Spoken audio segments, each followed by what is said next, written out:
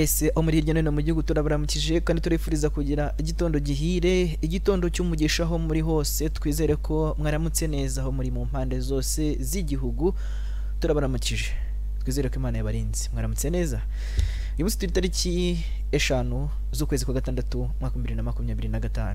Iki ni ikiganiro impamba y'umunsi, tugiye kurebera hamwe ibyanditswe mu binyamakuru ibitangazamakuru muri rusange, turaza no kubisesengura fatanijemo namwe kugira ngo ibintu bigende neza. Tuje kubabwira byinshi, twizere ko ariko mumeze neza.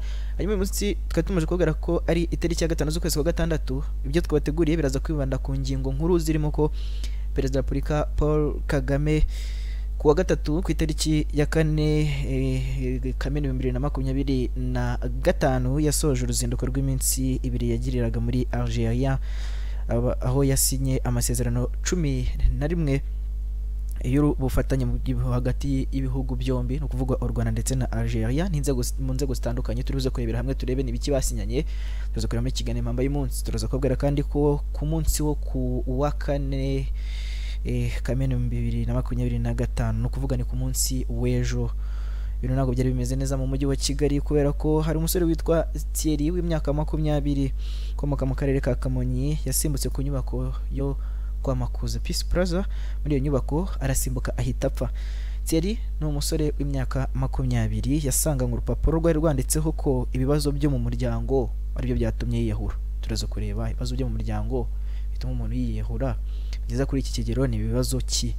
Turaza kubisesenguraho, turaza kwerekeza ariko no hanze y'u Rwanda tubabwire ko ubu ngubu mu gihugu cya Tanzania, muri Tanzania iki gihugu cyafunze urubuga rwa X yahoze ari Twitter, yishinja kuba iyi X igaragaraho amakuru ajyanye n'ibiyobyabwenge hamwe n'ubusambanyi nyuma y'ibyumweru bigera kuri 2 konti za leta zinjiriwemo n'abagizi ba nabi. Bizinjiriweho n'abagizi ba nabi. Icyo gihe banatangaje ko Perezida Samia Suluhu Hassan wa Tanzania bamutangaje ibintu bitari byiza. Ndetse kubabwira muri kiganiro impamba y'umunsi, twizere ko mumeze neza aho muri hose. Njye nitwa Leonce Tuyizere, ntabwo ndi njyenyine ku buhanga bw'amajwi n'amashusho, fatanije n'abagabo babiri harimo Manishimwe Felix ariko na Jean Bigirimana. Bose bari gukoresha uko byose kugira ngo amajwi n'amashusho bagireho uko bikwiye. Reka badushyire mu karuko gato, mu kanya turaje tubanze turebe ikirere kiri buze kwirwa cyifashe gite, n'ibiki byaranze uyu munsi mu mateka, ubundi ibi byose tuze tubirebera hamwe. Muraza kutworeza ibitekerezo muciye kuri nimero mureba ku nsakaza amashusho zanyu. Turifuriza kugira umunsi mwiza, mukomeze umane natwe mu kanya turaje.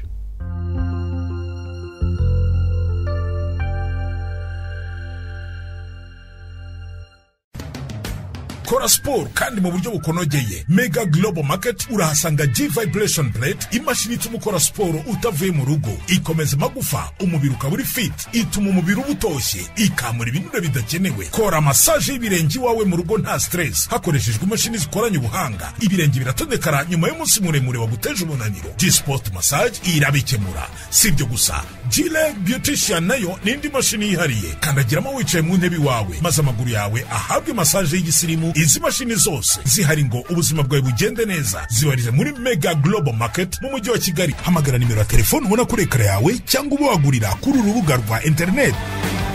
Ikaze muri Goodrich Life Care, aho muri Mega Global Market twabazaniye inyunganiramirire zitandukanye zituruka mu bihugu birimo Leta Zunze Ubumwe za Amerika, Ubuhinde no mu Bushinwa. Twabazaniye X-Power Coffee ibungabunga ubuzima bwa prostate, yongera ubushake ku bagabo mu gikorwa cy'imibonano mpuzabitsina, yongerera imbaraga abagabo mu gihe bakora imibonano mpuzabitsina, yongera amasohoro ikagabanya n'ibyago byo kurwara indwara ya prostate. Best Kids Brain Gummies itanga gukura neza no kwaguka ku bwonko kw'abana, izamura ubushobozi bwo gutekereza ndetse no kurinda ubwonko bw'abana guhungabana, inubaka kandi igikuriro ndetse n'igihagararo cy'umwana. Brain Booster ifasha ubwonko ku bantu bagira ikibazo cy'umutwe udakira, ifasha kurinda kuvura umunaniro ukabije bizwi nka stress. Ku bantu badasinzira neza ibafasha gusinzira, ifasha kandi abantu bagira ikibazo cyo kwibagirwa. Iyi produit yitwa Fititi. Iyi ngiyi igufasha kugabanya ibinure binyuze mu igogorwa ry'umubiri, isohora kandi imyanda mu mara, isukura ikanayungura amaraso. Iyi kandi ikura uburozi mu mubiri bizwi nka toxin. Best Red Care ifasha kuringaniza imisemburo y'abagore n'abakobwa, ndetse kandi igafasha abagore batagira ubushake bwo gukora imibonano mpuzabitsina. Ifasha kandi kongera ubwiza bw'abagore kuko irimo anti-age ituma umuntu adasaza imburagihe. Man Prime ibungabunga ubuzima bwa prostate, yongerera ubushake ku bagabo mu gikorwa cy'imibonano mpuzabitsina, yongerera imbaraga abagabo mu gihe bakora imibonano mpuzabitsina, yongerera amasohoro, ikagabanya n'ibyago byo kurwara indwara ya prostate. Tubafitiye kandi fish oil. Iyi ngiyi igufasha kuringaniza umuvuduko w'amaraso akajya ku murongo. Ifasha ubuzima bw'umutima, amagufwa ndetse n'ubwonko. Yongera ubudahangarwa bw'umubiri. Ikindi kandi fish oil ifite ubushobozi bwo gutwika urugimbu rudakenewe mu maraso. Ku bindi bisobanuro mwaduhamagara kuri 0782 31 76 22 cyangwa 0782 304 mushobora no kudusanga aho dukorera mu karere ka Kicukiro, ruguru y'aho akarere gakorera hazwi nko kubadezami, uzamuka ugana muri gare rusange ya Nyanza.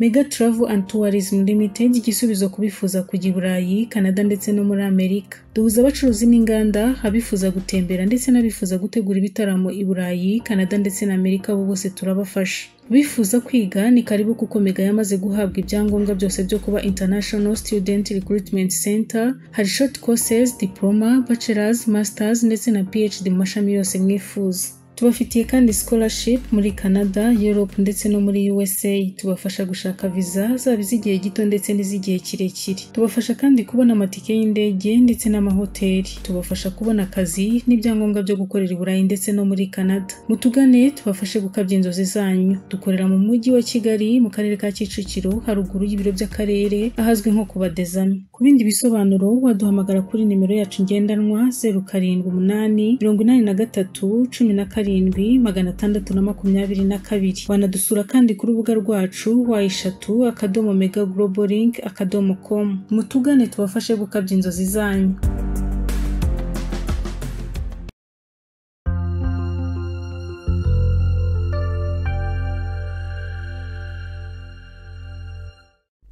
Ikaze nanone mu kiganiro impamba y'umunsi, twizere ko mukomeje kugubwa neza aho muri hose. Nakiriye mugenzi wanjye Jean Bigirimana kugira ngo azamfashe mu kiganiro impamba y'umunsi. Jean, uramutse neza? Meze neza? Twizere ko utuzaniye iki?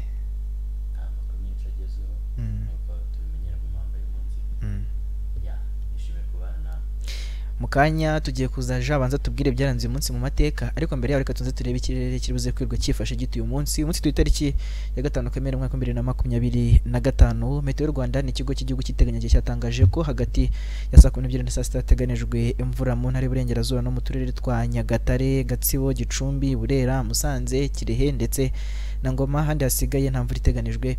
Meteo Rwanda yavuze ko hateganijwe ariko umuyaga uringana ufite umuvuduko uri hagati ya metero 4 ku isegonda kugera kuri metero 6 ku isegonda, mu gihe igipimo cy'ubushyuhe bw'asi giteganijwe mu gitondo ari dogere Celsius 12 mu karere ka Nyabihu. Meteo Rwanda inatangaje ko hagati ya saa 6 na saa 12 z'umugoroba hateganijwe imvura yumvikanamo inkuba mu turere twose tw'igihugu. Hateganijwe umuyaga uringaniye ushyira kuba mwinshi ufite umuvuduko uri hagati ya metero 4 ku isegonda kugera kuri metero 8 ku isegonda. Igipimo cy'ubushyuhe bwo hejuru giteganijwe ku gicamunsi ni dogere Celsius 27 mu karere ka Nyagatare. Jean, hari n'ibyaranze uyu munsi mu mateka? Yego, hari byaranze uyu munsi mu mateka. Ni tariki ya 5 Kamena, tariki ya 5 Kamena mu mwaka w'1967 Isirayeli yatangije ibitero ku bihugu by'Abarabu birimo Misiri, Syria na Jordan bitangiza intambara y'iminsi 6. Mu gihe gito Isirayeli yigaruriye ibice birimo Gaza, Sinai, ubutayu bwa Golani n'umujyi wa Yerusalemu wa kera. Iyi ntambara yahinduye isura y'akarere k'Abarabu n'Abayahudi, ikaba yaragize ingaruka zikomeye ku mubano w'ibihugu byo mu burasirazuba bwo hagati. Kandi kuri tariki ya 5 Kamena mu mwaka w'1968 Robert Kennedy wari usanzwe yari senateri wa Leta Zunze Ubumwe za Amerika ndetse akaba yari umukandida ku mwanya wa perezida, yarashwe mu mujyi wa Los Angeles nyuma yo gutsinda amatora ya mbere ya leta ya California. Yitabye Imana ku munsi wakurikiyeho, kandi urupfu rwe rwateye agahinda n'akababaro ku gihugu cyose, cyane cyane ko yari asanzwe azwiho guharanira uburenganzira bwa muntu n'ubutabera. Buri mwaka kuri tariki ya 5 kandi Kamena isi yose yizihiza umunsi mpuzamahanga w'ibidukikije watangijwe n'umuryango w'abibumbye mu mwaka w'1973 ugamije gukangurira abantu kurengera ibidukikije no guteza imbere imikorere irambye.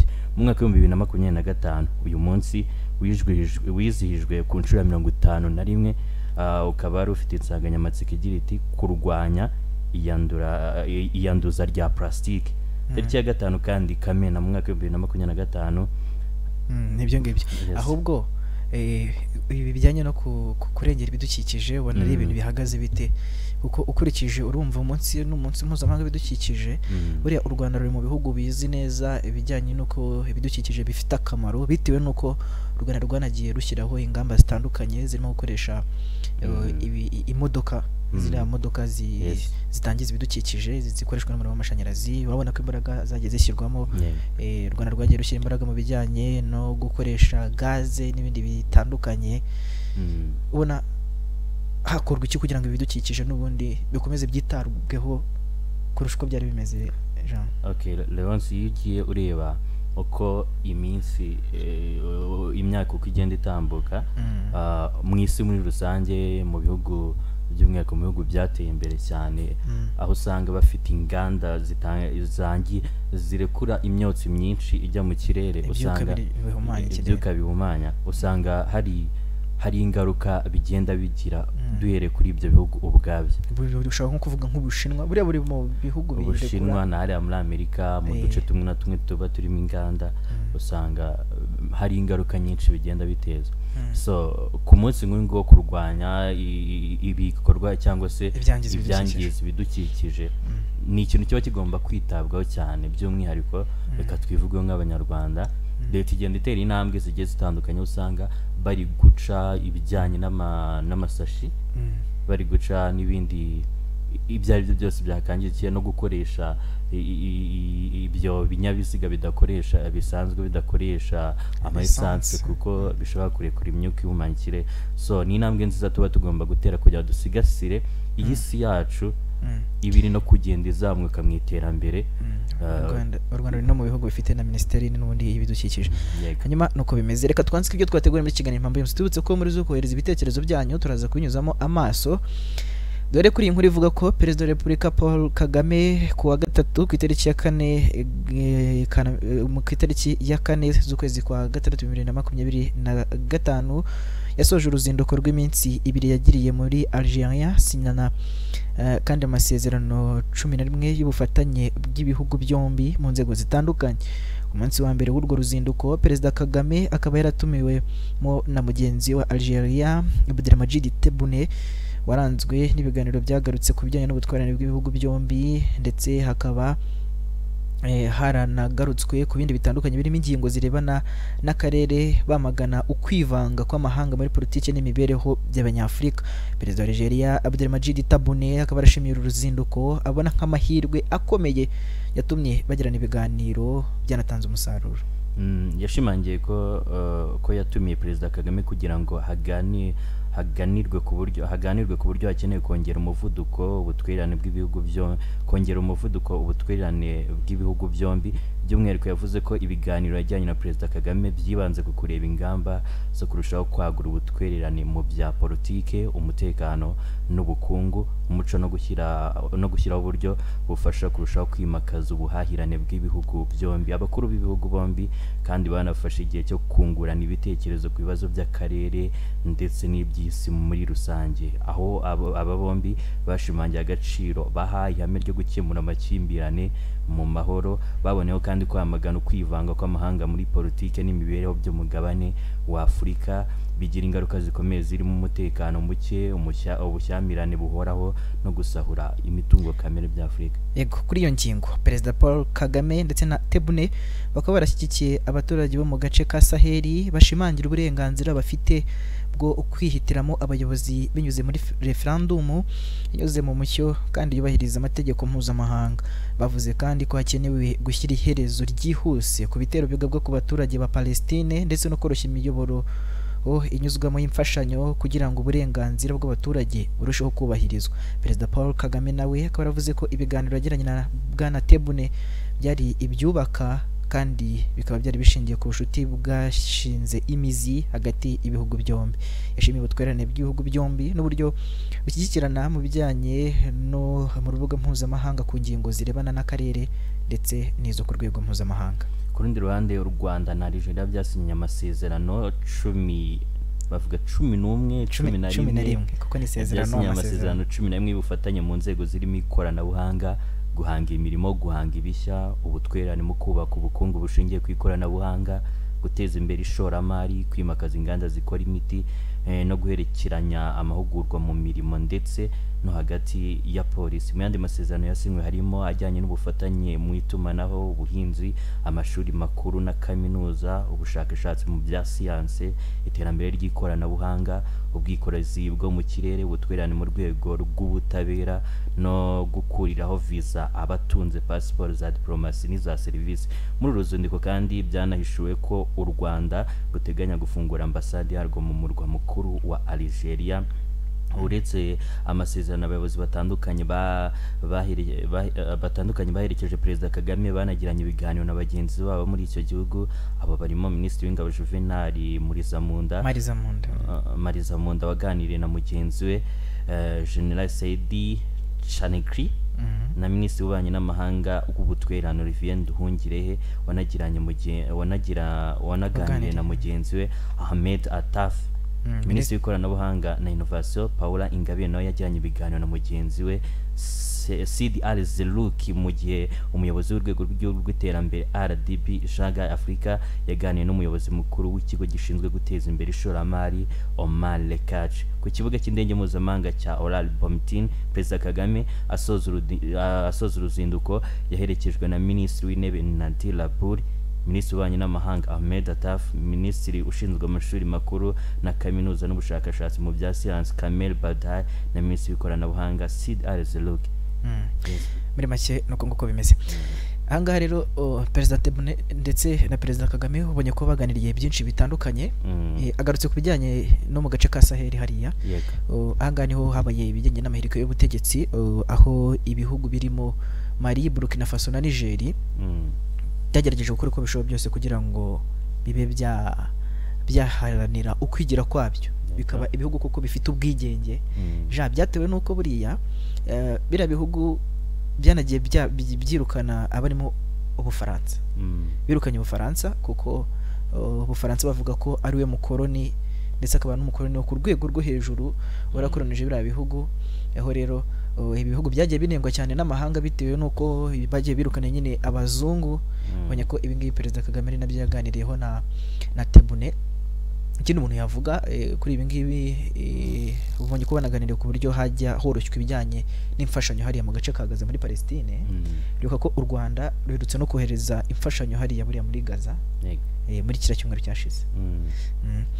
Nuko nguko rero bimeze. None se rero buriya ku bijyanye Algeria n'Ubufaransa na hagati y'u Rwanda n'Ubufaransa, wenda reka nk'umuntu ubimenyereye, niki ubona Algeria mu busanzwe yari isanzwe ihuriyeho n'u Rwanda? U Rwanda na Algeria ntabwo umubano wabo ari uwa vuba ahangaha, kuko umukuru w'u Rwanda ntabwo yajya guhura n'uwa Algeria ari ibintu bihutiyeho gutyo gusa. Urabizi ko ibijyanye n'abashoramari, hari abashoramari baba muri Algeria ariko bakorera mu Rwanda, byagiye binatanga umusaruro. Hari n'abanyarwanda kandi sinze n'ubwo nta nabuze, hari abanyarwanda bakorera hariya bashoye imari hariya muri Algeria. Ubwo ahubwo kuba uru ruzinduko umukuru w'u Rwanda yaragira uruzinduko hariya ndetse bakanaganira na Perezida wa Algeria ni kimwe ahubwo mu bigiye kongera ingufu, kongera ubutwererane, kongera icyo twakwita ko ari imbaraga zikomeye kugira ngo ibihugu byombi bibe byakomeza umubano n'abaturage bakomeza bagire inyungu nyinshi. Hanyuma reka turebe mu zindi nkuru. Reka turebe kuri iyi nkuru y'abantu bafungwa barengana nyuma bakaza kuba bagirwa abere ngo ntibahabwe indishyi. Dr. Frank Habineza yabigarutseho. Ni inkuru ivuga ko Perezida w'ishyaka riharanira demokarasi no kurengera ibidukikije mu Rwanda Frank Habineza avuga ko ishyaka ayoboye rishyize imbaraga mu gushakira umuti w'ibibazo bibangamiye uburenganzira bwa muntu, birimo gufunga umuntu igihe kirekire arengana nyamara yaba umwere ntahabwe indishyi z'akababaro bikarangira abayeho mu buryo bumugoye. Nibyo yatangarije mu karere ka Burera ku itariki ya 30 Gicurasi muri uyu mwaka. Ni mu nama ndetse n'amahugurwa agenewe bahagarariye abandi mu nzego z'abagore ndetse n'iz'urubyiruko mu barwanashyaka mu ntara y'Amajyaruguru. Dr. Frank Habineza kandi yavuze ko ishyaka rya Green Party rihangayikishijwe n'iyubahirizwa ry'uburenganzira bwa muntu, ahubwo usanga rimwe na rimwe batubahiriza ubwo burenganzira bwa muntu uko bikwiye.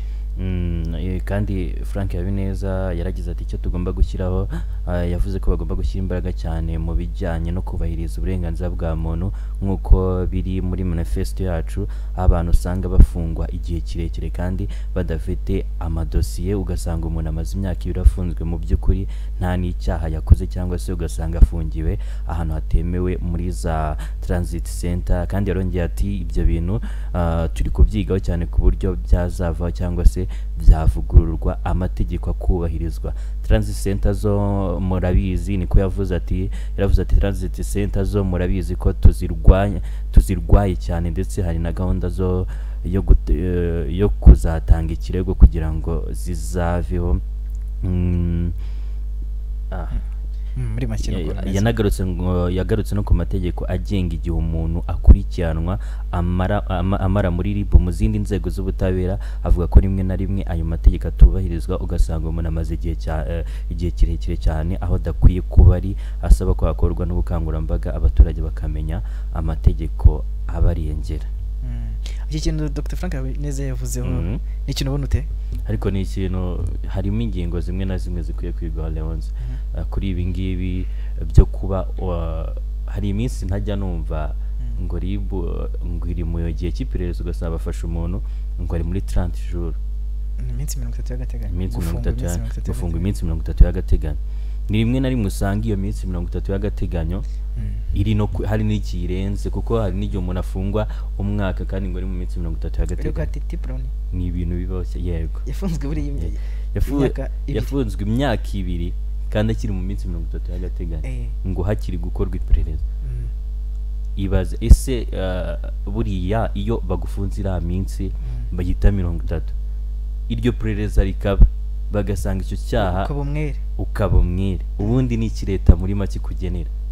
Ni iki leta muri make kugenera? Ntacyo yakugenaga. Niyo mpamvu nyine ahangaha Dr. Frank Habineza avuze ati iyi minsi ya 30 cyangwa se nibyo arimo avuga ko icyo baharanira ari uko ibi bintu byakwigwaho.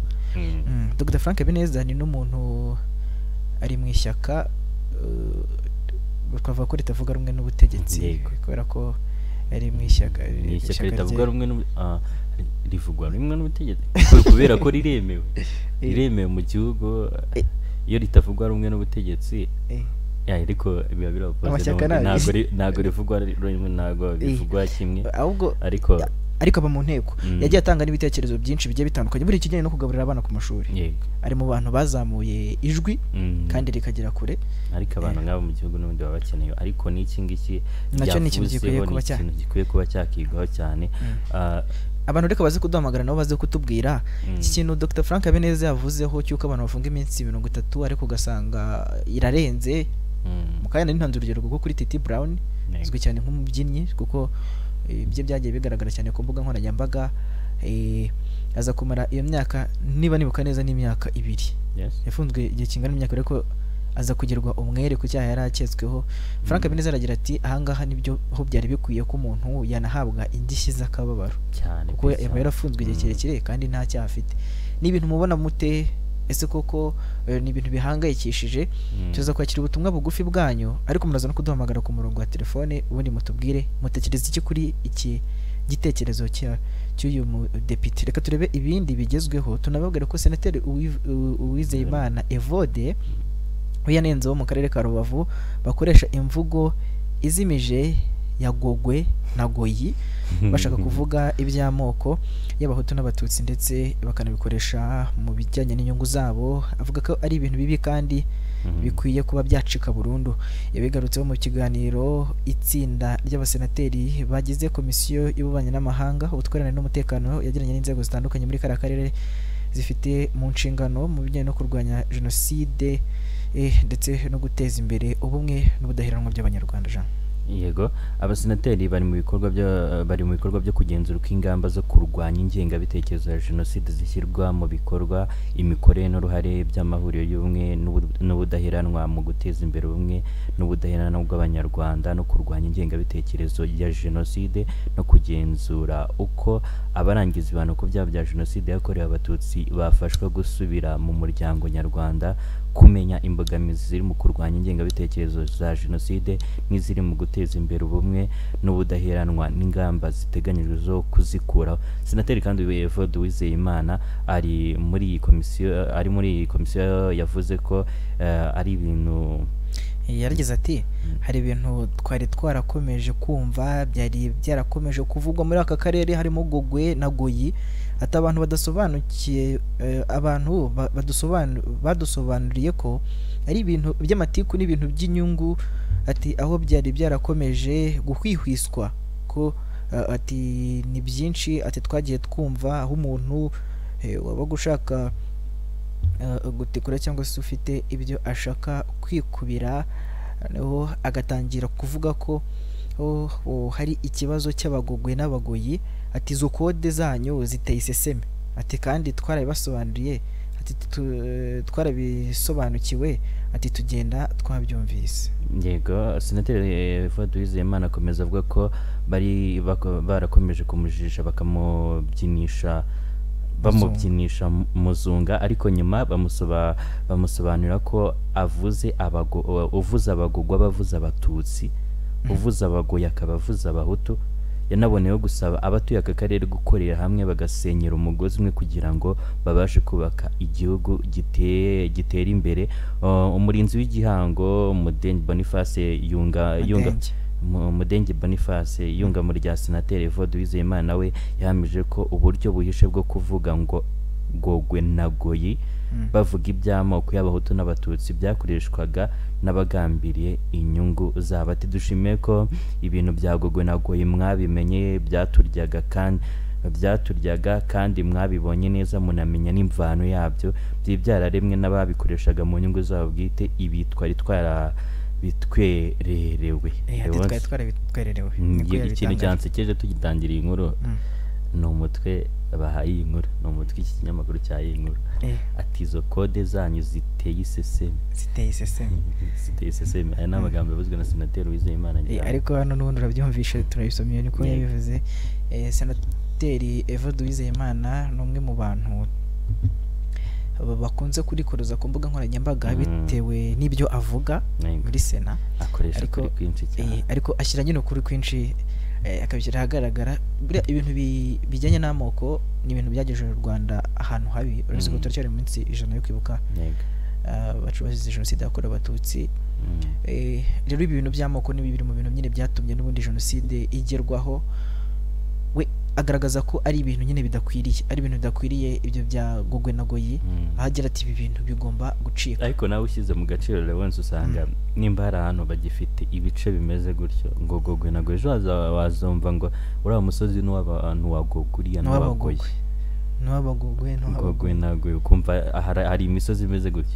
Ejo mu gitondo kanavuga ati nta mwana wanjye ukwiye kujya kuri uriya musozi w'Abagoyi bitewe n'impamvu runaka n'amakimbirane, ugasanga ibintu bigenda bikura, ugasanga rimwe umusozi uteye undi.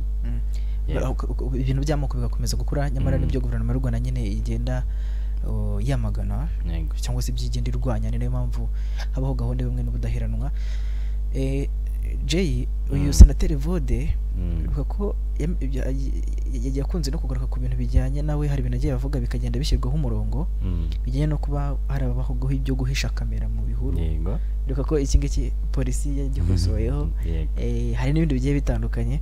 Ubushize ubwo Perezida wa Repubulika Paul Kagame yatorwaga, urabizi ko hari anasesa guverinoma nyine agashyiraho indi. Hari abantu batari babonye Senateri Evode baravuga bati se byagenze bitewe iki n'ibiki, batazi ko nyine imanda itari yakarangira. Hanyuma rero n'umwe mu bavuga ibintu nyine bigashyirwa mu ngiro cyangwa se bifite icyo bivuze cyane. Leonce, reka tujye ku yindi nkuru. Imibare y'ikigo cy'igihugu cy'ibarurishamibare yagaragaje ko muri Mata 2025 Repubulika ya Demokarasi ya Kongo yakomeje kuza imbere mu bihugu u Rwanda rwoherezamo ibicuruzwa bifite agaciro kari hejuru. Ni inkuru tugiye gusoma ku kinyamakuru Igihe, ni imibare ikubiye muri raporo iki kigo cyashyize hanze igaragaza uko ubucuruzi bwambukiranya imipaka bwari buhagaze mu Rwanda muri Mata umwaka wa 2025. Iyi raporo igaragaza ko muri rusange ibicuruzwa u Rwanda rwohereza mu mahanga cyarwohereje mu mahanga muri Mata 2025 byagabanyitseho 28 n'ibice 0.1% ugereranyije na Mata 2024 byinjije miliyoni 148 zirenga 148 by'amadolari y'Amerika. Kugabanyuka kw'ibicuruzwa u Rwanda rwohereje mu mahanga kwagizwemo uruhare runini no kugabanyuka kw'ibicuruzwa bikomoka imbere mu gihugu byoherezwa mu mahanga, kuko byabagabanyutseho 33 karenga gato kw'ijana ugereranyije na Mata 2024 aho byinjize miliyoni 105 zirenga z'amadolari. Ibicuruzwa bikomoka imbere mu gihugu u Rwanda rwohereza mu mahanga byiganjemo ibiribwa n'amatungo mazima, amabuye y'agaciro, imboga n'imbuto. Muri Mata 2025 ibicuruzwa u Rwanda rwagurishije mu mahanga ariko narwo rubikuye mu bindi bihugu byagabanutseho 5.74% ugereranyije na Werurwe 2025. Iyo ubigereranyije n'ibyari byaragurishijwe muri Mata 2024 usanga byaragabanutseho 11.8% byinjije miliyoni 43 z'amadolari y'Amerika ronze arengaho gato. Hanyuma rero nubwo ariko hashize igihe hari umwuka mubi mu mubano w'u Rwanda na Repubulika ya Demokarasi ya Kongo, imibare y'ikigo cy'igihugu kibarusha imibare igaragaza ko ntacyo byahungabanyije ku bucuruzi ibihugu byombi bikorana. Imibare igaragaza ko muri Mata 2025 Repubulika ya Demokarasi ya Kongo yaje ku mwanya wa kabiri mu bihugu u Rwanda rwoherejemo ibicuruzwa bikorerwa imbere mu gihugu bifite agaciro kari hejuru. Muri uko kwezi kandi u Rwanda rwinjije miliyoni zirenga 21 z'amadolari Leta Zunze Ubumwe za Amerika zakomotse mu bijyanye n'ibicuruzwa rukora rwohereje muri Repubulika ya Demokarasi ya Kongo. Muri Werurwe muri uyu mwaka rwarohejeyo nanone bifite agaciro ka miliyoni zirenga 20 z'amadolari Leta Zunze Ubumwe za Amerika. Ni mu gihe muri Mata 2024 bwo rwari rwarohereje ibifite agaciro ka miliyoni zirenga 14 z'amadolari Leta Zunze Ubumwe za Amerika. Leta Zunze Ubumwe z'Abarabu nicyo gihugu cyaje ku mwanya wa mbere mu byo u Rwanda rwoherezamo ibicuruzwa rukora bifite agaciro kari hejuru. Muri Mata 2025 rwoherejeho ibifite agaciro ka miliyoni 32 n'amadolari n'ibice 75 by'amadolari y'Amerika. Ubushinwa buza ku mwanya wa gatatu muri uko kwezi. U Rwanda rwoherejeyo ibicuruzwa bifite agaciro ka miliyoni 10 n'ibice 37 by'amadolari y'Amerika.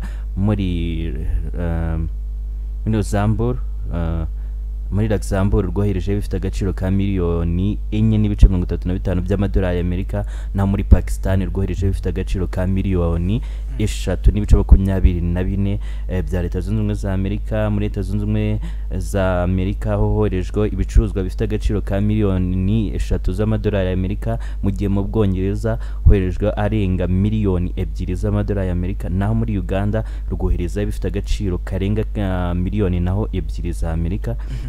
Mu bijyanye n'ibihugu u Rwanda rwoherejemo ibicuruzwa bifite agaciro kanini ari narwo rwabiguze mu mahanga, Repubulika ya Demokarasi ya Kongo iza ku mwanya wa mbere. Reka tunerekeraho wenda abantu bashaka kujya kuri nkuru bakayisoma yose. Niki kigutunguye muri iyi mibare? Igitunguranye cyane nuko nimba nabyumvishe neza ariko ibyo twohereje byaragabanutse. Yego byariyongereye. Ahubwo icyo nashaka nzi kujya gutuvuga n'uburyo u Rwanda na Repubulika ya Demokarasi ya Kongo ibihugu bitabanye neza, ariko nyamara ibyo byakoranye cyane. Hanyuma rero nuko nguko bimeze. Basere ni iki gishobora gutuma mu gihe turi kuvuga ko ibihugu bitabanye neza, ariko hano bakaba bari kutwereka raporo ivuga ko ariho bagirana ubuhahirane cyane. Kubera iki byaba biterwa n'iki? Ikintu kibitera cya mbere no kubera ko nubwo umubano utameze neza yaba hagati y'u Rwanda na Repubulika ya Demokarasi ya Kongo, imipaka ntabwo igeze ifungwa. Kuko u Rwanda na Repubulika ya Demokarasi ya Kongo imipaka imigenderanire nubwo bitari neza nk'uko mbere wenda byari bimeze, ariko imipaka y'u Rwanda na Repubulika ya Demokarasi ya Kongo ntiyigeze ifungwa na rimwe. Kubera ko Repubulika ya Demokarasi ya Kongo nubwo yagiye ishinja u Rwanda ibigiye bitandukanye birimo no gufasha umutwe wa 23 n'ibindi, ntibari kwigera bavuga bati turafunga imipaka nk'uko Burundi bwabikoze. Kubera ko ibintu byinshi Repubulika ya Demokarasi ya Kongo ibona nibiva mu mahanga buriya nubwo bafite amabuye y'agaciro ariko ibijyanye n'ibyo bicuruzwa yaba ibishyimbo byinshi hari byinshi nk'imiceri biva ku mupaka biva mu gihugu cya Tanzania kandi ibiva mu gihugu cya Tanzania bigomba guca mu Rwanda kugira ngo bigere hariya muri Repubulika ya Demokarasi ya Kongo. Niyo mpamvu wabonye buriya ingabo za SADC zijya gutaha urabizi ko babuze uburyo baca hariya Goma bitewe n'uko umutwe wa 23 watangaje ko ari harangijwe cyane batari kubona aho baciye mu Rwanda banzira kujya hariya muri Tanzania bivuze ngo niyo nzira yonyine yashobokaga kugira ngo babe babona uko bataha. Ibijyanye n'ibicuruzwa rero nabyo nuko imipaka yari ifunguye kandi ugakomeza nyine niyo mpamvu ibintu byiyongereye. Ni nacyo buriya abantu bavuga bati ibintu hagati y'u Rwanda na Repubulika ya Demokarasi ya Kongo akwiriye kugira uburyo ibintu ibibazo bikemuka burundu kugira ngo bikomeze ubwo byakwiyongera kurusha ahangaha kuko urumva noneho n'ikirere cyakoreshwa niba inzira y'ubutaka byariyongereye kandi hari amakimbirane ese atarimo byahita bigenda gute nuko nguko bimeze. None se Leo hari umuntu waba dukurikiye none ahangaha ushobora kwita yibaza ngo u Rwanda rwohereje muri Leta Zunze Ubumwe za Amerika ibicuruzwa bifite aka gaciro akahita yibaza ati se ni iki u Rwanda nk'umuturage uri hano hanze akahita yibaza ati ni iki u Rwanda rwohereza muri Leta Zunze Ubumwe za Amerika. Abaturage benshi no mu bice bitandukanye batinya Leta Zunze Ubumwe za Amerika bakumva ko ari igihugu twakabaye dukonsoma icyo cyakabaye kibituzanira ariko akahita yibaza ati se ni iki u Rwanda rwohereje muri Amerika. Ni byinshi u Rwanda rukora byinshi reka turebe kuri iki kijyanye na kawa yize. Yego kawa buriya iri mu byo u Rwanda rwohereza cyane mu mahanga ntabwo ari muri Leta Zunze Ubumwe za Amerika gusa ariko babonye ko imibare harimo myinshi impamvu uvuze Leta Zunze Ubumwe za Amerika nuko ari kimwe mu bihugu bikomeye cyane umuntu wese yakibaza. Hari dufite kawa twohereza ako dukora n'ibindi bintu byo muri Made in Rwanda ni byinshi buriya urabizi hari imyenda ikorerwa mu Rwanda igera ku isoko mpuzamahanga abantu bakavuga bati wow kuko urebye uribuka John Legend aza mu Rwanda emotions baramwambitse n'undi muntu ari kwibuka hariya ira myenda buriya imyenda u Rwanda rukora byohereza hanze nayo biri mu bintu nyine u Rwanda rwohereza usanga kuba twohereza ibintu byinshi hanze kusanga ku kigero cyacu ku buryo bwo gukunda ibintu twebwe bituruka iwacu usanga bikiri ikibazo gikomeye. Rero ubona ari iki cyakorwa kugira ngo umuturage abe yiyumvamo cyangwa se abe atekereza kuba yakonsoma nawe yagerageza akumva ko ibyo dukora bifite karite iri hejuru. Ibyo ngibyo byagiye bigaragara cyane urebye nko ku bijyanye na wenda tuvuge kuri bijyanye na Visit Rwanda buriya umunyarwanda gusura parike cyangwa se gusura izi bigize abanyamahanga baza kureba urebye buriya ni ibihumbi 200 by'amadolari Leta Zunze Ubumwe za Amerika umunyarwanda ashobora kujya gusura hariya za Musanze muri hariya iyi parike yitwa parike ya Musanze yanagari ya Musanze nyine hanyuma umuntu ashobora kujya hano Nyungwe yakagera buriya umunyarwanda ni amadolari 200 kujya gusura ibyiza nyaburanga ariko ku munyamahanga nabonye hari birenga amadolari arenga 500 buriya ni umunyamahanga uba mu Rwanda no umunyamahanga uturutse nabonye bigera nko mu 1500 gutyo urumva ubwo ni miliyoni zirenga zingahe kuko miliyoni zirenga 8 gutyo oya ni miliyoni imwirenga nyine ho miliyoni imwirenga kugira ngo umunyarwanda uzamubwire ngo ajye gusura ibyo byiza nyaburanga ni ibintu bugoye kubera iki abanyarwanda bakiyumvamo ko hari urwego batari bageraho ni hahandi wumva umuntu n'umworozi ariko amata yose ayamarira ku isoko ntabwo basha ariko ntabwo ejo ukabona abana barwaye bwaki nyamara byari bikwiye ko byari bikwiye ko abana bo mu rugo banza kwihaza mbere yuko uha abandi rero icyo ikintu cya mbere ubundi ni kijyanye n'imyumvire cyo warubajije ni kijyanye n'imyumvire bitewe nuko imyumvire iri mu bintu abantu bakwiriye guhindura kugira ngo imyumvire y'abanyarwanda Leonce si ukuvuga ko tuba tutabifitiye ubushobozi kuko ahubwo sinzi ukuntu baba bari kubyumva uzasanga famiye yose ivuze ati twe tugiye mu gihe runaka tugiye mu gihe runaka, tugiye muri Leta Zunze Ubumwe za Amerika, tugiye muri ari mu Kinigi se ari mu Kinigi no mu Kanya tugiye muri Leta Zunze Ubumwe za Amerika, tugiye muri bihugu by'abara, tugiye Dubai, niho tugiye kuruhukira. Ugasanga nta hantu namwe bashobora kugira amatsiko mu Rwanda cyangwa se bumve ko bakwiye kuhajya, nyamara kenshi baba bazi ko ari heza. Hanyuma mu zindi nkuru zanditswe mu binyamakuru, reka tugiye kuri iyi nkuru ivuga ko ari umusore uri mu kigero cy'imyaka 20 witwa Bishimwe Thierry wiyahuye ahanutse mu igorofa 13 ni mu nyubako iri mu mujyi rwagati hazwi nko kwa Makuza. Asigaye baruwa inenga ababyeyi be. Agana mu masaha ya 10 zo kuwa gatatu nibwo uyu musore bitaramenyekana akarere akomokamo, ariko nyuma nabonye ari akarere ka Kamonyi nabonye ari Kamonyi bavuze mu bindi bitangazamakuru. Iyo rero yahanutse mu igorofa yo kwa Makuza, hanyuma rero amakuru akavuga ko yinjiye muri iyo nyubako akajya muri restaurant, noneho akaba ari restaurant mu igorofa rya 13 akicara wenyine. Mu gihe rero bari batari bamwakira nibwo yasimbutse akagwa hasi hazwi nko mu mbuga City Walk, hanyuma agahita yitaba Imana. Umuvugizi wa polisi y'u Rwanda SP Boniface Rutikanga yabwiye igihe ko iperereza rigiye gukorwa kugira ngo hamenyekane icyaba cyatumye yiyahura, nubwo haba haramenyekanye hamenyekanye aho yakomokaga. Ubwo igihe yageraga yasanze abantu benshi bashungera n'inzego z'umutekano zahageze zitwara umurambo.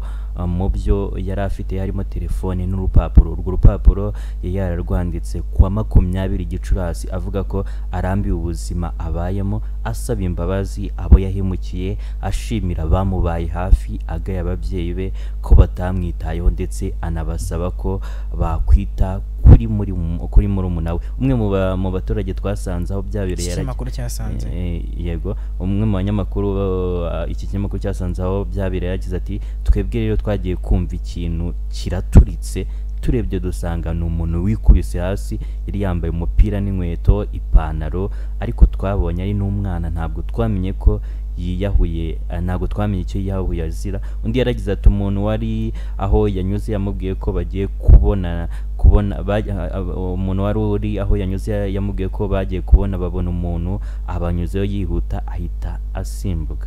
N'ibijyanye no kwiyahura n'ibibazo biri mu muryango bishobora kuba byaratumye yiyahura nk'uko yabyanditse mu ibaruwa, ariko hano urubyiruko uyu muntu afite imyaka 20, yari afite imyaka 20, imyaka 20 yonyine, ariko kumva umuntu w'urubyiruko arifasha ariyahura. Ibibazo byo mu muryango umuntu ashobora kuvuga ko ari ibibazo byo mu muryango gusa, cyangwa ni stress, cyangwa ni ubona ari kibundi gitera urubyiruko kumva ko umuntu yiyanze ushobora kugera ku rwego rwo ko yavuga ati ngiye kwiyambura ubuzima. Iyo kubijyanye no kwiyahura, iyo ndamutse numvisha ngo umuntu yiyahuye, mpita ntekereza urwego yarageze kuvuga ati kuba ndiho n'ubundi bindutira kuba anavaho. Akumva ko nta kintu yimariye. Iyi nkuru ejo tukibona hari ahantu twari turi batwerekana n'akavidewo gato yaryamye hasi. Wenda iki kintu naza no kukivuga, wenda twaza no kukivugaho mu kanya, cyangwa reka tukivuga. Sinzi ni gutya guta abantu bifata agafata video. Iyo video nanjye narayibonye barimo baseka. Yego, video bagafata umuntu yiyahuye ari hasi ariko barimo baraseka. Rero ubu umuntu bwashize umuntu mu bantu ntabavuyemo. Nyine reba umuntu afite icyo kibazo, murabibona yiyahuye, wowe uzanye telefone mu gihe hejuru gufotora. Ubwo izo video noneho n'abari kumureba nta kintu bari gukora, harimo abari guseka. Usanga ari ibintu bitari fiya cyane Leonce. Ku bijyanye n'ibibazo byo mu muryango bishobora gutuma umuntu yiyahura, ntabwo ntekereza ko ibibazo byose uko byabimeze kose byakemurwa no kwiyambura ubuzima. Ntabwo numva ahantu umwana noneho w'imyaka 20 aba ari urubyiruko, ntabwo ari wa mwana uba uvuga ngo ngiye mfite ikibazo, umugore yananiye, ntabwo ari wa mwana uvuga ati ngiye abana bananiye na wenda nabuze n'icyo mbagaburira n'umugore kundesha umutwe, ngo abe wenda yahitamo iyo nzira yumva bimurenze. Sinumva ikibazo gikomeye cyane aho umusore w'imyaka 20 yahitamo inzira yo kujya kwiyahura. Yego mu miryango igiye itandukanye bitewe n'uburyo bararezwe, bitewe n'uburyo famiye yanyu bibanye, kuko mbisha yaravuze ngo wenda ngo bazite kuri barumuna banjye, ubwo birumvikana ko ari na famiye itarabitagaho nk'abana, ubwo urumva yari mukuru mu rugo. Ariko se mbere yo kujya kwiyahura ufite barumuna bawe, uri gutekereza ko we mukuru birakunaniye kubyakira, then uriyahuye. Sinzi ahantu umuntu yiyahura bakanamukubita, sinzi ahantu umuntu yiyahura basanga yamaze no kwiyahura bakamukubita. Abo bakubita no wiyahuye wenda nawe ese bakubita umuntu n'abapfuye ari byo bakubita. Ikintu hano gikwiriye gukorwa nuko imiryango ikwiriye kuba yagarura ikintu cyo kuganira. Kuba ati niba turi ari ababyeyi aho bari cyangwa se abarera abarezi aho bari hose, akaganiriza abantu bakaganira bakumva ko hari umuntu akiyumvamo ko ari umuntu koko. Kuko ikintu cyo kutaganira ukumva umubyeyi ngo yaje yananiwe avuye mu kazi aragera aryamye ntazi ngo umwana bimeze bite. Hari n'ababyeyi biha ibintu byo cyo bita ngo nugucutsa, ukabona umwana agize imyaka 18 19 akamubwira ngo ngaho ugenda ujye kushakishiriza hariya. Rimwe rimwe usanga uwo mubyeyi nawe afite uburyo abayeho akunda ibijyanye n'ibiyobyabwenge, uburyo kwita ku muryango byanga. Umwana ugasanga hari urugo, biri no mu bintu ushobora gutuma buriya byavutse abantu bijyanye no kwiyahura. Niyo mpamvu ababyeyi bakwiriye kuganira bakareba icyo bakora kuri bibaye saa 3:48.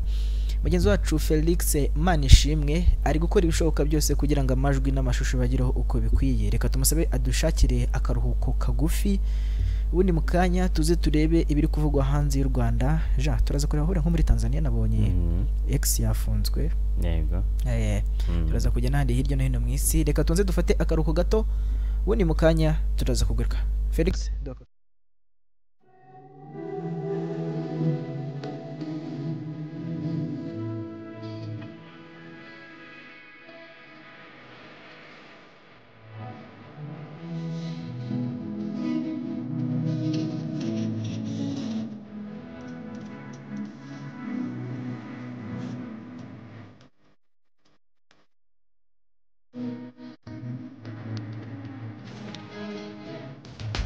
kora siporo kandi mu buryo bukonogeye. Mega Global Market urahasanga G Vibration Plate, imashini ituma ukora siporo utavuye mu rugo, ikomeza amagufa, umubiri ukaba uri fit, ituma umubiri uba utoshye, ikamura ibinure bidakenewe. Kora massage y'ibirenge iwawe mu rugo nta stress hakoreshejwe imashini zikoranye ubuhanga. Ibirenge biratondekara nyuma y'umunsi muremure waguteje umunaniro. G-Sport Massage irabikemura. Si ibyo gusa, G-Leg Beautician nayo n'indi mashini yihariye, kandagiramo wicaye mu ntebe iwawe maze amaguru yawe ahabwe massage y'igisirimu. Izi mashini zose zihari ngo ubuzima bwawe bugende neza. Zibarize muri Mega Global Market mu mujyi wa Kigali. Hamagara nimero ya telefone ubona kuri ekara yawe cyangwa ubagurira kuri urubuga rwa internet.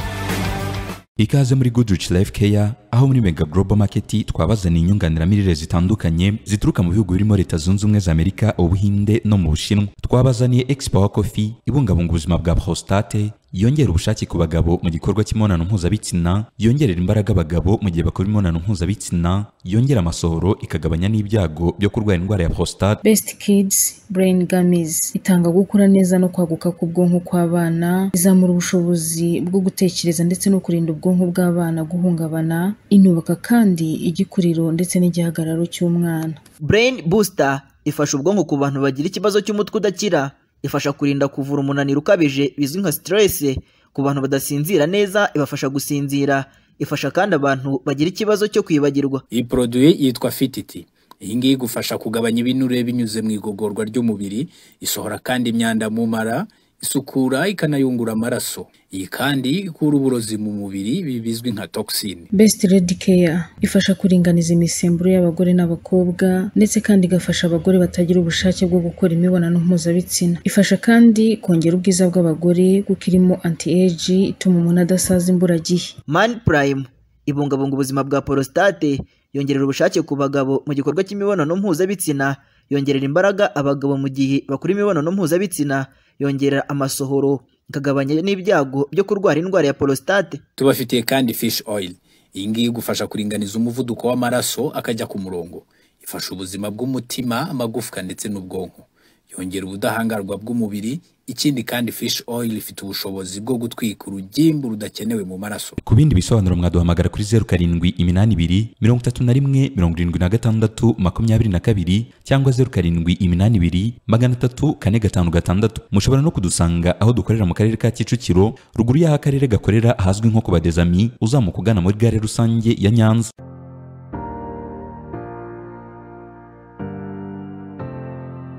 Mega Travel and Tourism Limited igisubizo kubifuza kujya i Burayi, Canada ndetse no muri Amerika. Duhuza abacuruzi n'inganda, abifuza gutembera ndetse n'abifuza gutegura ibitaramo i Burayi, Canada ndetse na Amerika, bo bose turabafasha. Bifuza kwiga ni karibu kuko Mega yamaze guhabwa ibyangombwa byose byo kuba International Student Recruitment Center. Hari short courses, diploma, bachelors, masters ndetse na PhD mu mashami yose mwifuza. Tubafitiye kandi scholarship muri Canada, Europe ndetse no muri USA. Tubafasha gushaka visa zaba iz'igihe gito ndetse n'iz'igihe kirekire. Tubafasha kandi kubona amatike y'indege ndetse n'amahoteli. Tubafasha kubona akazi n'ibyangombwa byo gukorera i Burayi ndetse no muri Canada. Mutugane tubafashe gukabya inzozi zanyu. Dukorera mu mujyi wa Kigali mu karere ka Kicukiro haruguru y'ibiro by'akarere ahazwi nko ku Badezami. Ku bindi bisobanuro waduhamagara kuri nimero yacu ngendanwa 078 83 622. Wanadusura kandi ku rubuga rwacu wa3.megaglobalink.com. Mutugane tubafashe gukabya inzozi zanyu.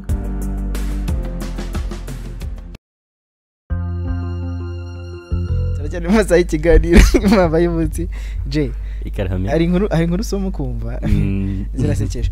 Ayo mukanya turaza kuzigira ariko tuzitore mu gihugu cya Tanzania. Tuzikogera muri Tanzania.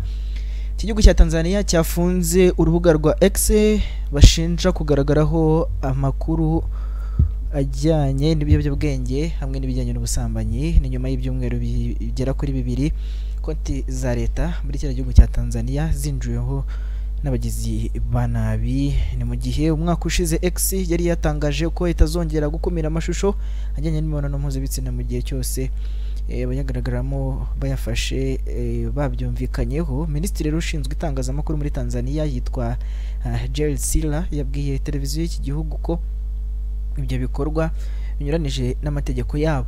Yavuze kandi ko uru rubuga rugaragaraho ubusambanyi n'ubutinganyi byose binyuranije n'amategeko y'iki gihugu cyabo. Hanyuma rero bikaba binyuranyije kandi n'umuco ndetse n'imigenzo n'amahame bagenderaho mu gihugu cya Tanzania. Uri kumva ko iki gihugu cya Tanzania cyafunze X mu minsi yashize ntanyere nabivuzeho. Hari abahishize kwinjiriza konti zo muri Tanzania batangaza ko Perezida Samia Suluhu Hassan ngo yaba atakiri ku butegetsi. Yego. Hanyuma reka tukomeye muri icyo gihugu n'ubundi. Yego, n'umundi muri iki gihugu muri Tanzania Minisiteri y'umutekano w'imbere muri Tanzania yafunze insengero z'itorero rya Pentecost ryitwa Glory of Christ Church nyuma y'aho umushumba waryo akaba n'umudepite Josephat Gwajima yamaganye ishimutwa ry'abantu rikomeje muri iki gihugu. Iyi minisiteri yasobanuye ko iri torero ryafunzwe kubera ko ryamamaza ubutumwa bukangurira abantu kwigumura kuri leta kandi ko bubangamira umutekano w'igihugu. Insengero z'iri torero zikimara gufungwa, abayoboke baryo bagiye gusengera mu mihanda, hoherezwa abapolisi bahangana hifashishijwe imyuka iryana mu maso ndetse n'amabuye. Ikinyamakuru The Citizen cyasobanuye ko hari abatawe muri yambi. Gwajima aherutse kuvuga ko ishimutwa ry'abantu riri kuba muri iki gihe ritigeze ribaho mu gihe cy'ubutegetsi bwa mwarimu Julius Nyerere ndetse na Dr. John Pombe Magufuli. Ahamya ko yashoboye kubarura abagera kuri 83 bashimuswe. Rewanze yawe ni mu gihugu cya Tanzania. Reka tugera mu gihugu cya Repubulika Iharanira Demokarasi ya Kongo. Tubabwire ko muri iki gihugu Leta Repubulika Iharanira Demokarasi ya Kongo yabujije ibitangazamakuru byo muri kiriya gihugu gutangaza amakuru ku bikorwa bya Joseph Kabila wahoze ari perezida ndetse no gukoresha ibiganiro abo mu ishyaka rye. Ibi bibaye nyuma y'uko Kabila asuye muri Repubulika ya Demokarasi ya Kongo mu kwezi gushize mu gihe ubushyamirane bwiyongera hagati ye na leta itegekwa n'uwamusimbuye Perezida Antoine Felix Tshisekedi. Abategetsi barimo guharanira ko Kabila aburanishwa ashinjwa ubugambanyi ndetse no kugira imikoranire yagiranye na M23. Ingabo za M23 zimaze igihe zirwanya igisirikare cya Repubulika ya Demokarasi ya Kongo. Ibi ngibi bikaba ari byo rero Kabila ashinjwa byo gufatanya n'uyu mutwe. Umunyamakuru rero w'ikigo cy'ubugenzuzi bw'ibitangazamakuru muri Repubulika ya Demokarasi ya Kongo Christian Bosembe yavuze ko kubirengaho bishobora kuba byatuma ibitangazamakuru binahagarikwa. Umuvugizi wa AFC 23 akaba yasubije kuri iryo tangazo ko igitangazo ry'urwego rwa Repubulika Demokarasi ya Kongo ry'ubugenzuzi bw'ibitangazamakuru ryitwa Conseil supérieur de l'audiovisuel et de la communication, avuga ko ibitangazamakuru byo mu bice 23 igenzura bitazigera bibikurikiza. Ntacyo Kabila yahise atangaza, ariko witwa Ferdinand Kambere n'umunyamabanga w'ishyaka rye yamaganye icyo cyemezo, atangaza ku rubuga nkoranyambaga rwa X ko iki ari cyemezo gihutiweho. Mu cyumweru gishize Kabila yakaba yarabonetse mu mujyi wa Goma mu rwa mukuru w'intara Kivu y'Amajyaruguru mu burasirazuba bw'iki gihugu ugenzurwa na AFC 23. Yanenze bikomeye ubutegetsi bwa Repubulika ya Demokarasi ya Kongo nyuma y'uko sena y'icyo gihugu yaritoye imwambura ubudahangarwa kubera gushinjwa gukorana n'umutwe wa AFC 23. nuko nguko bivugwa ibyo nibyo muri Repubulika Demokarasi ya Kongo.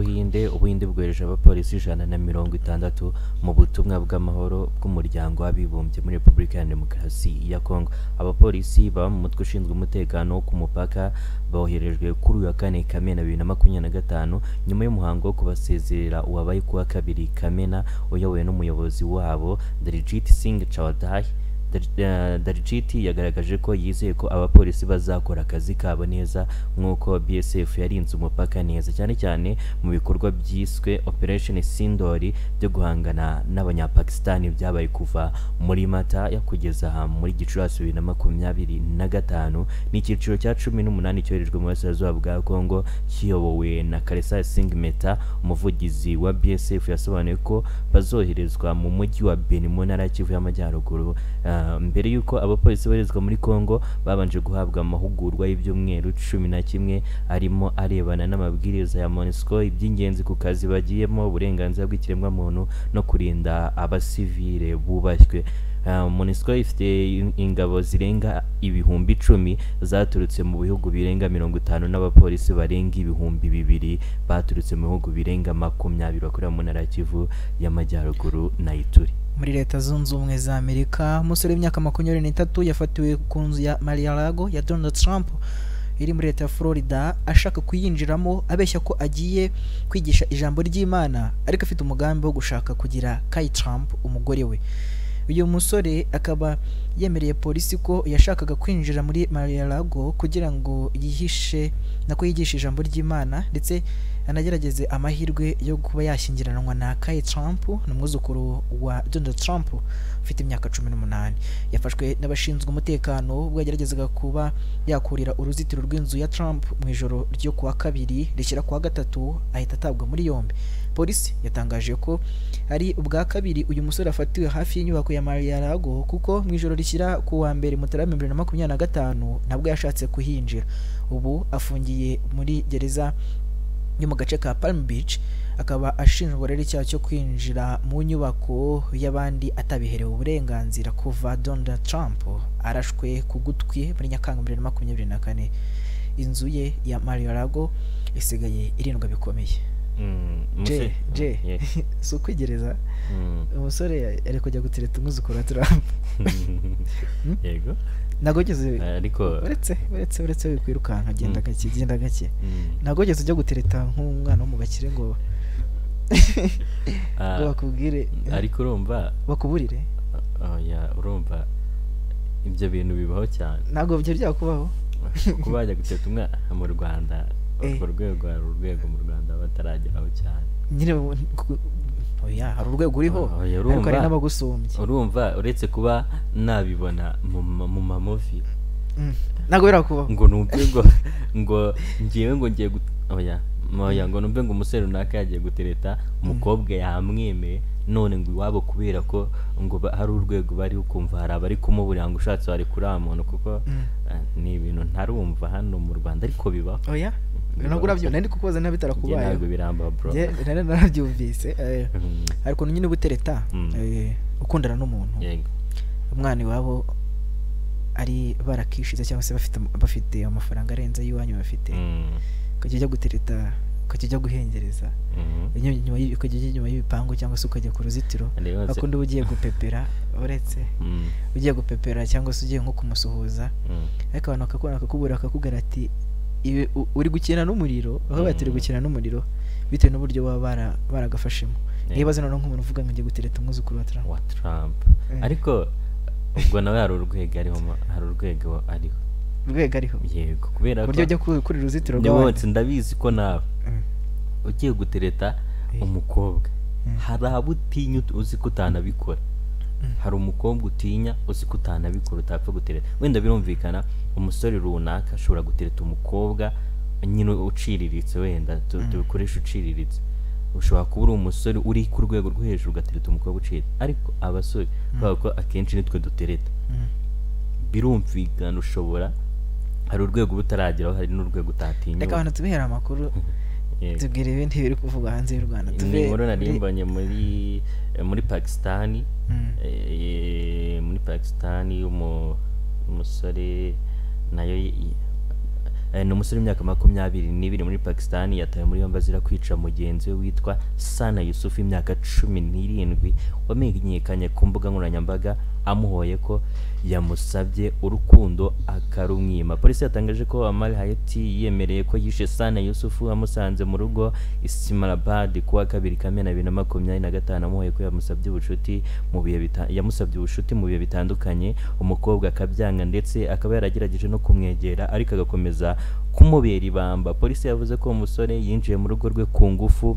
amurasa n'amasasa 2 yiba telefone ye ubundi arahunga. Ababyeyi banyakwigendera babwiye ikinyamakuru BBC ko babajwe n'urupfu rw'umwana wabo kandi ko yari umukobwa w'intwari.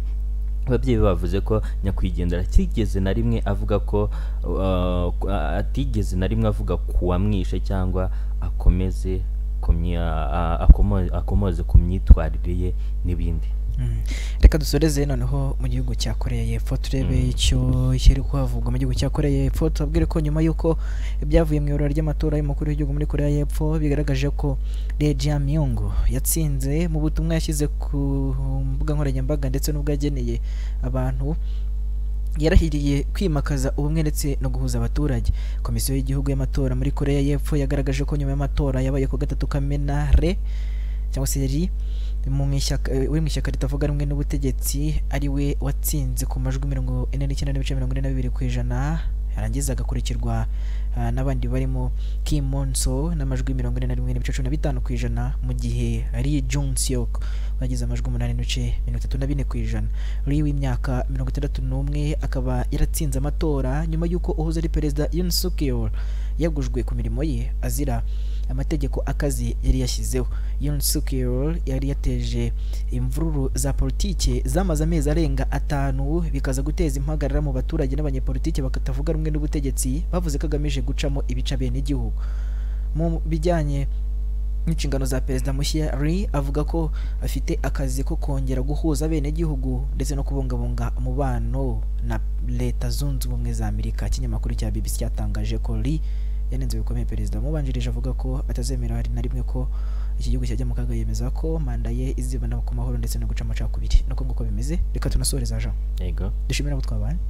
Turashimira abo twabanye bose, yaba abadukurikira ku nsanganyamashusho zabo, ku nsanganyamashusho zabo ndetse n'abadukurikiye cyane ku mbuga nkoranyambaga zigiye zitandukanye.